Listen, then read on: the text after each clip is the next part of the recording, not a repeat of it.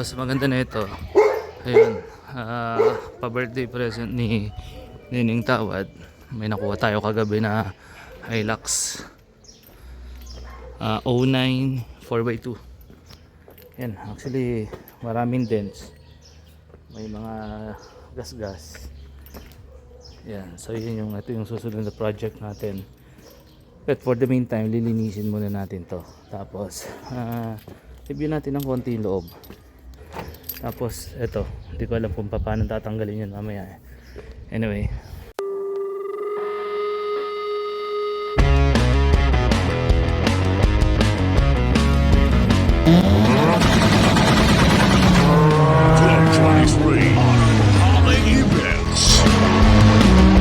diskarte natin.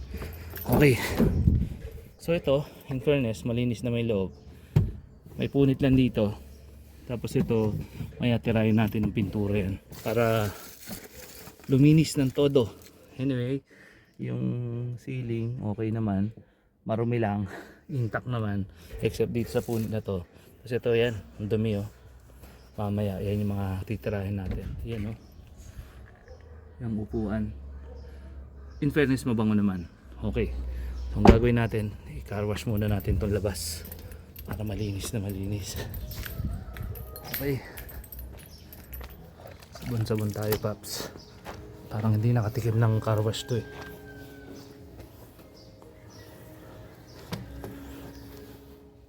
Ayan, bagong linis na, paps. I-underwash naman natin. Tapos detail natin ulit. Makita natin yung forma. Okay. Ayan, malinis na. Linis na siya. Mamaya i-wax naman natin. Tapos ito, papuputayin natin yan. Tsaka to. Tulad ng dati, palilinisin natin, paps. Alright, mabigat-bigat na trabaho dito. Tapos tanggal na rin natin tong conduction sticker. Tanggalin na rin natin dito para malinis talaga. Alright, okay. Okay, tirahin natin itong yung cover. Dumi oh, grabe.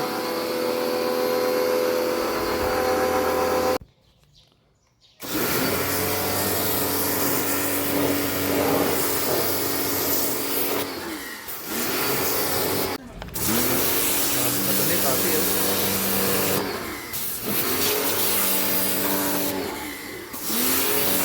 Ayan oh.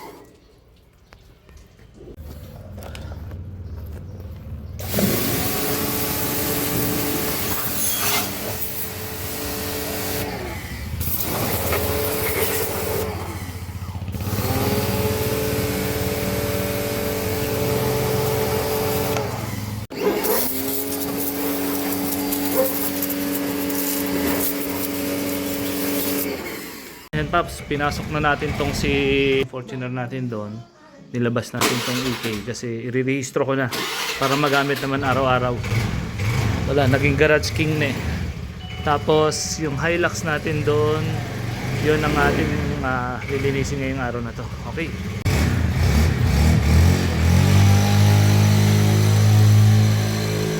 Tanggalin na natin conduction sticker, paps. Tanggal tayo, tanggal. Okay, so yan, wala na. Nalinis na natin. All goods.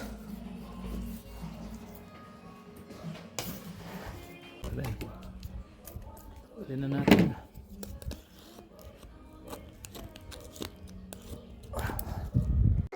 As usual, gumamit tayo nito. Binuhos natin dyan. Nilagyan natin ng konting tubig. Alam niyo na kung anong brand dyan. Baka naman. So, as usual, spray lang natin dyan. Spray tayo ulit. Yan, palalambutin lang natin dumi.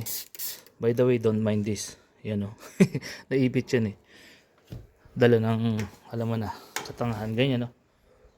Pak, naipit na ganun. Ang sakit. But anyway, ganun talaga. Pagka medyo nag-iingat. Tapos meron tayong malinis na basahan. Tapos malinis na tubig na banlawan nito. Siya naman natin pupunas dito. Ayan. So yan, malinis yan ha. Mamaya yan, maningitig na yan. Tayo ng soft bristle brush. pambrush dyan. So, grabe sa dumi. Tingnan natin kung mapapaputi pa natin. Grabe yan. So, kumapit yung dumi. So, ito naman. Tingnan natin kung kakapit dyan yung dumi. Okay. Yan, Paps. Kapit.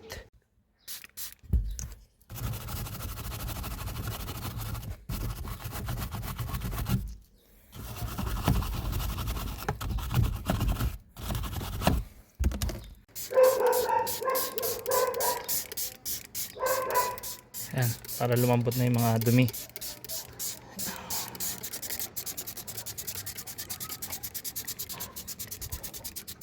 Yan, napakadumi.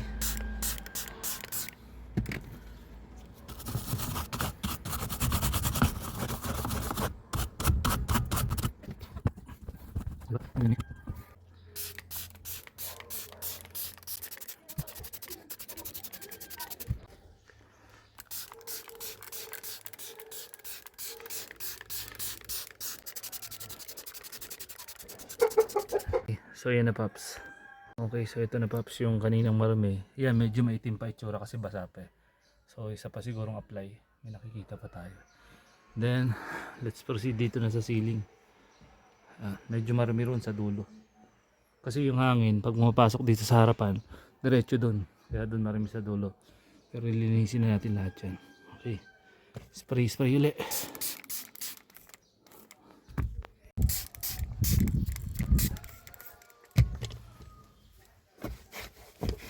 Ayun o. Dumi.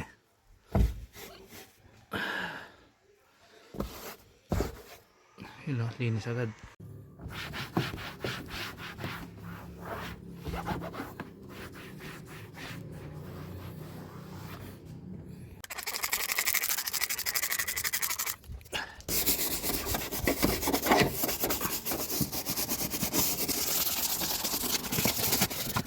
Yun o.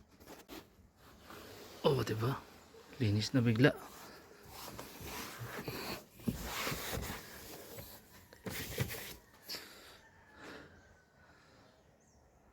Tanggalin natin to para pinturahan na rin natin. Gamit lang kayo ng pry tool para hindi masulat yung plastics. Yan. Ganyan lang siya. Okay. So nabaklas na lahat, papi. Ito na sila. Pinturahan na natin. Gamit tayo ng dark gray.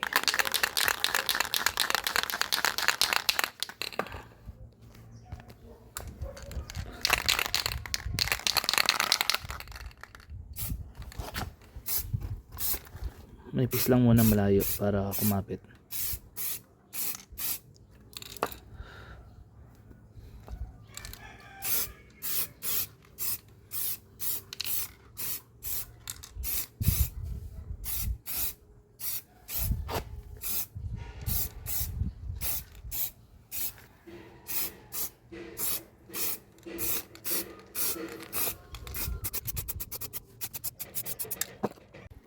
Parang hindi bagay, Pops. So try natin itong silver number 36.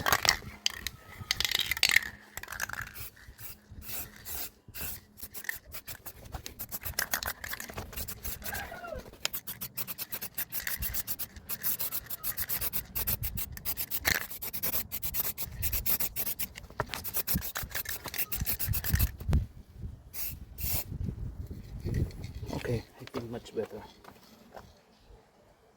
Pops, so far ito na yung ating Hilux. Malinis na, mabango na rin. The reason why nililinis natin para ma-disinfect na rin. Yan. Okay, so dito tayo.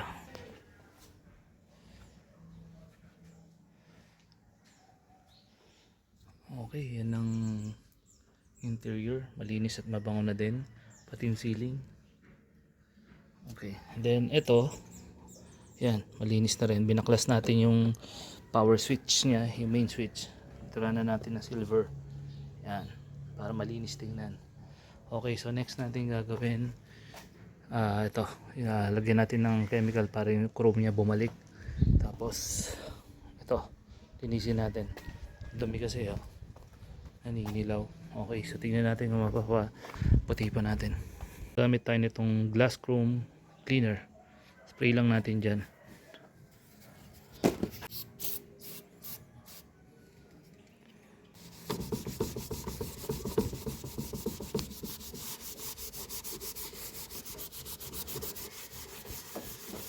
Dumi pala to. Yun oh. Bumalik alindog siya. Kanina walang kintab yan eh. Isa pa. Din sa lahat ng chrome garnish yan. Ayan mga door handle. So yan na yung chrome garnish natin. Chrome garnish cleaner. Luminis na diba? Okay. So ito rin yung sa. Next na natin tong headlight. Gamit ito. Yan, long time na kaakibat natin sa ating trabaho. As usual, lagyan natin ng pakunti-konti. Yan, okay. Lagyan natin lahat. Circle lang. Ayun, tingnan, madilim yan na. Liliwanagin natin.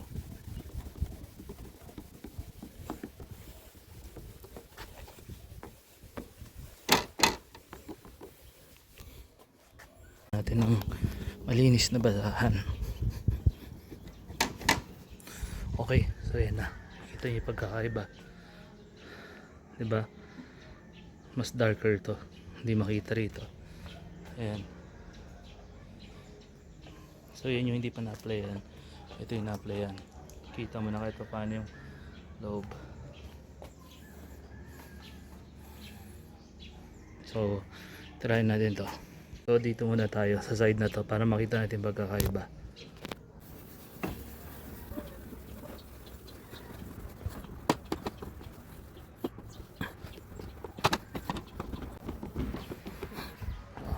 Diba?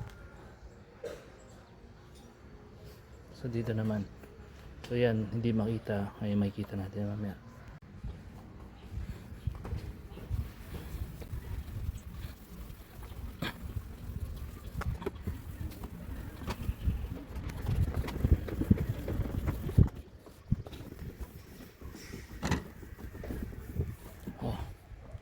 Yan na, kita na siya. Dalawa na siya. Okay. So kabit na natin to, papi. Ayun oh, diba? Mas malinis tignan ngayon. So kabit natin lahat. Mga natitira pa.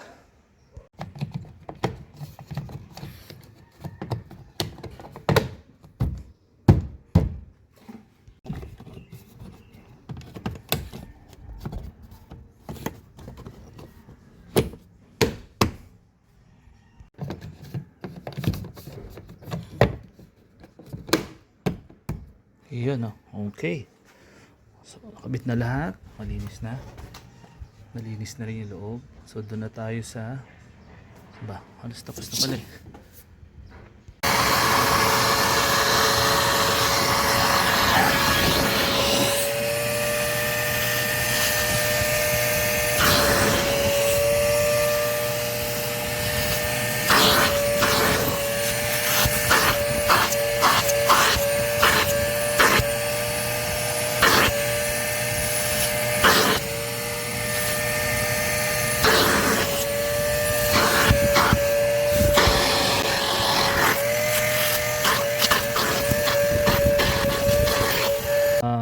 Vinacuum na natin yung dumi kasi ayaw na talaga matanggal ng punas-punas lang eh. So ito, gawin din natin yan. Okay. Yan. Ito na vacuum na. Ito naman ngayon.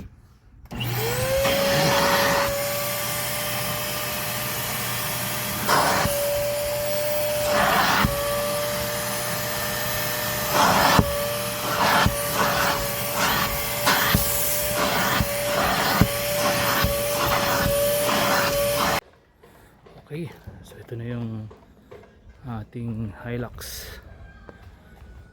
Malinis na. Saka na natin na ituloy yung iba. Okay, so park na natin. Finally, tapos din.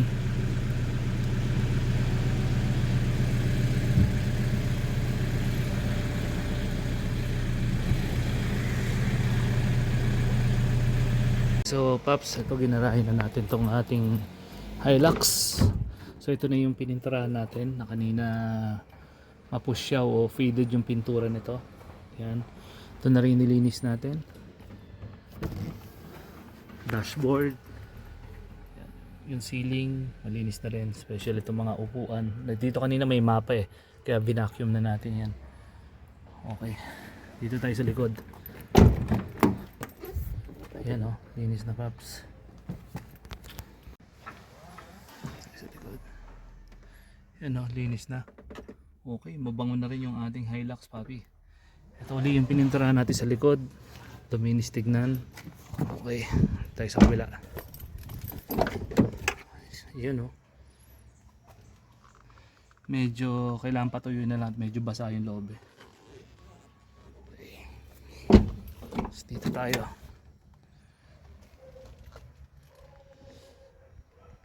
Okay, so alright. Ayan. Ito rin yung nilinis natin kanina na headlight. Ayan. Ito hindi masyadong nag-clear pero at least luminis na rin. Luminaw na rin. Kahit pa paano. Tapos ito yung ating Crinum cleaner. Pati yung fog lamps. Okay. Suga ko rin. Yun. The next day. Morning Paps, gamitin natin itong Hilux. Bili tayo ng rubbing compound para kasi magaspang eh. Ira-rubbing natin yung mga dapat i-rubbing dyan.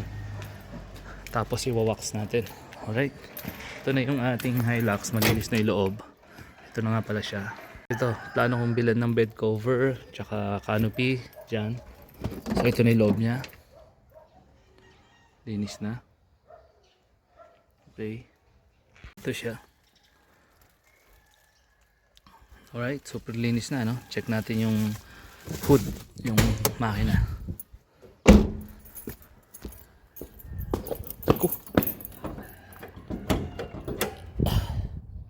Yun, no? Linis. Okay, so tayo na. At mataas yung sikat ng araw.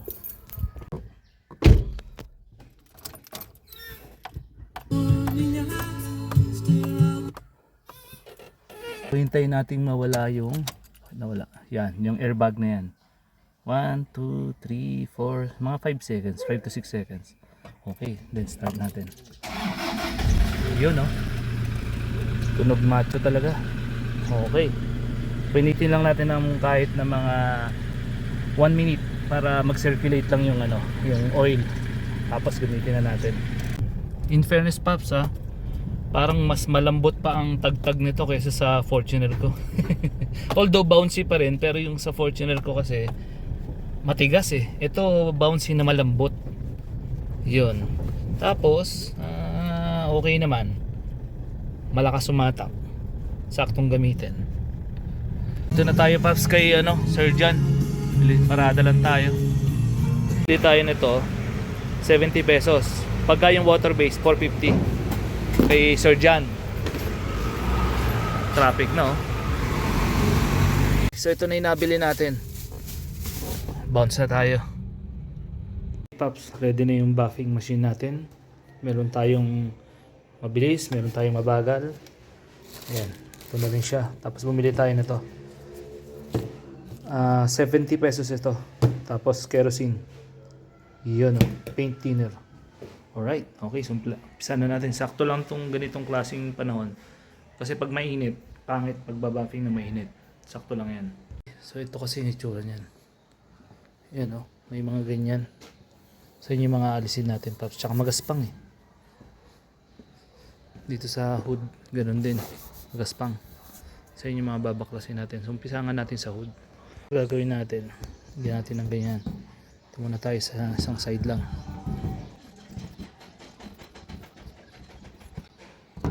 Natin. Actually first time natin gagawin ito po. Tapos kerosene. Okay. Parang ulam lang sausawan. So ito na Paps yung ating binaffing and winax. Hindi ko na kinover ng video kasi medyo mukhang uulan. But anyway, ito na siya. Ikutin natin. Kumintab din naman. Yan o. Pogi. Ito yung interior niya, Paps. Malinis na rin. Alisin nga natin to. Ayan. Pabango na rin. Okay.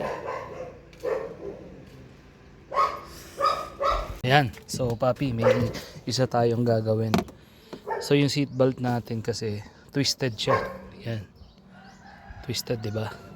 So, ang mangyayari, dapat hindi naman ganyan yan pag ginamit mo Dapat ito, yung seatbelt na yan, nakaganyan yan.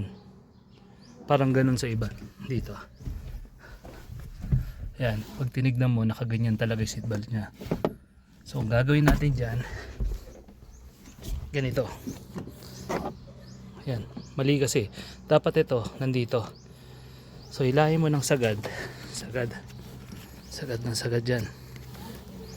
Like, one man army tayo pa kasi. Yan. Since nahila ko na ng sagad para may persa tayo. Yan, nakaganyan kasi yung seatbelt niya. So, dapat nakaganyan. So, ang gagawin natin, ito, itutupi natin to. Yan, itutupi. Never mind the ipit. Naipit ako sa pinto yan Kakabuting-ting. Yan, ititis mo yan. Yan. Yan, pag ganyan ang gawa dyan. Tapos, hihilahin natin ito, pababa, dahan-dahan. Sige, gawin ko muna. Ayan, nakita nyo na, gumanyan na siya.